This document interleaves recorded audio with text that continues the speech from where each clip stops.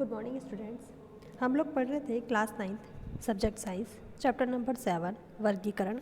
उसके कुछ important questions के बारे में हम लोग डिस्कस कर रहे थे। इससे पहले वाली क्लास में भी हमने कुछ क्वेश्चंस के बारे में डिस्कस किया था। फर्स्ट क्वेश्चन है हमारे पास, हम जीवधारियों का वर्गीकरण क्यों करते हैं? जितने भी जीव हैं हम उनका वर्गीकरण क्यों करते हैं? तो संसार में बहुत सारे पौधे हैं और बहुत सारे जंतु हैं। अगर हम उनका नाम नहीं रखेंगे तो हम उन्हें कैसे क्लासीफाई करेंगे? हमें कैसे पता चलेगा कि किन जीवों में समानता है और किन जीवों में असमानताएं होती हैं? कौन से पौधे हैं जो समान लक्षण दर्शाते हैं और कौन से पौधे हैं जो असमान लक्षण दर्शाते हैं? हम उन्हें आइडेंटिफाई नहीं कर पाएंगे। इसलिए सभी जीवों का वर्गीकरण करना आवश्यक होता है जिससे हम उनका अध्ययन भी सरलता से कर सकें। सेकंड क्वेश्चन है, अपने चारों ओर फैले जीव रूपों की विभिन्नता के 3 उदाहरण हैं। मतलब कि हमारे चारों ओर जितने प्रकार के जीव हैं, क्या हम उन्हें एक ही कैटेगरी में रख सकते हैं या फिर हमें उन्हें अलग अलग कैटेगरी में रखना होगा? जैसे अमीबा।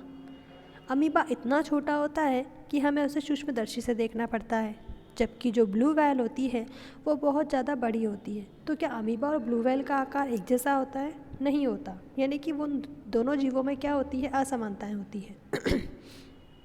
लाइकेन जो एक छोटे से पौधा होता है, तो कैलिफोर्निया के रेडवुड पेड़ 100 मीटर लंबे होते हैं। मच्छर का जीवन काल कुछ दिन का होता है और कछुए का जीवन काल 300 वर्ष तक होता है।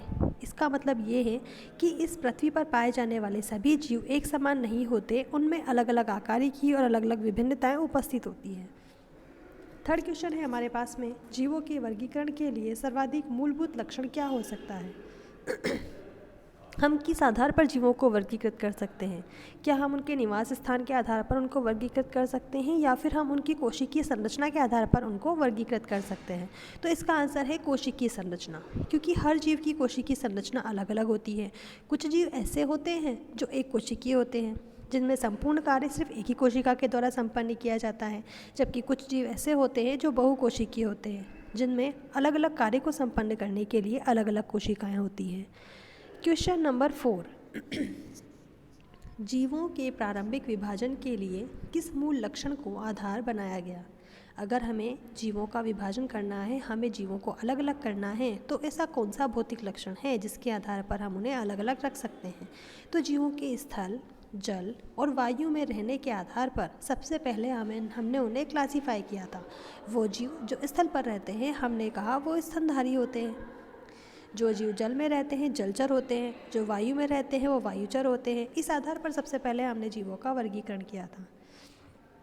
किस आधार पर जंतुओं और वनस्पतियों को एक दूसरे से भिन्न वर्ग में रखा जाता है?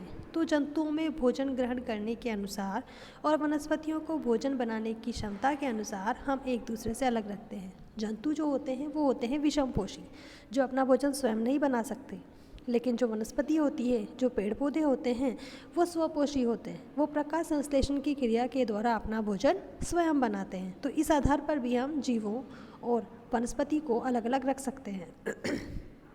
आदिम जीव किन्हें कहते हैं?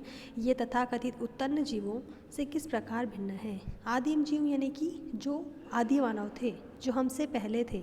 तो आदिम जीव पहले प्रकार के जीवों को कहते हैं जिनकी शारीरिक संरचना में तो खास परिवर्तन नहीं हुआ, लेकिन अब उनके जीने का तरीका कैसा हो गया है? उन्नत हो गया है। लेकिन उनके शरीर जैसा था पहले, जैसा आदि मानव का शरीर था, वैसे ही अभी भी मनुष्य का शरीर है, लेकिन उनके जीवन जीने की जो शैली है, जो तरीका है, वो अब भिन्न हो गया है। क्या उन्नत जीव और जटिल जीव एक जैसे होते हैं? हाँ, उन्नत जीव और जटिल जीव दोनों एक जैसे होते हैं, क्योंकि विकास के दौरान जीवों में जटिलताएं आ गई। जीवों की बॉडी संरचना में जटिलताएं आ गई, उनके जीवन जीने के तरीके में जटिलताएं आ गई। अगला क्वेश्चन है, मोनेरा और प्रोटिस्टा जैसे जीवों का वर्गीकरण का मापदंड क्या था?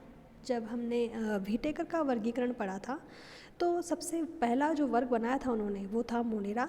दूसरा था हमारे पास में प्रोटिस्टा। तो मोनेरा के अंदर हमने उन जीवों को रखा था जो एक कोशिकीय होंगे लेकिन प्रोकैरियोट्स होंगे, और प्रोटिस्टा के अंदर हमने उन जीवों को रखा था जो एक कोशिकीय तो हैं लेकिन यूकैरियोट्स हैं।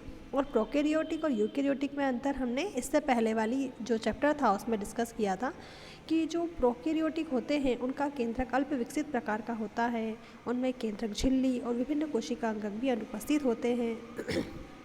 जबकि जो यूकेरियोटिक जीव होते हैं उनमें सभी कोशिका अंगक विकसित प्रकार के होते हैं, कोशिका झिल्ली भी उपस्थित होती है, केंद्रक भी विकसित प्रकार का होता है। तो इस आधार पर हमने मोनेरा और प्रोटिस्टा को अलग अलग कर दिया। प्रकाश संश्लेषण करने वाले एक कोशिक यूकेरियोटिक जीव को आप किस किंगडम में रखेंगे? अभी हमने बात की मोनेरा और प्रोटिस्टा की, लेकिन हमने उसमें ये बात नहीं की कि जो जीव हमने उसमें रखे हैं वो प्रकाश संश्लेषण की क्रिया भी करते हैं। इसमें क्वेश्चन पूछा गया है कि प्रकाश संश्लेषण करने वाले एक कोशिकीय यूकेरियोटिक जीव को आप किस किंगडम में रखेंगे? तो हम उन्हें रखेंगे एक कोशिकीय शैवाल, या हम उसे फंजाई बोल सकते हैं।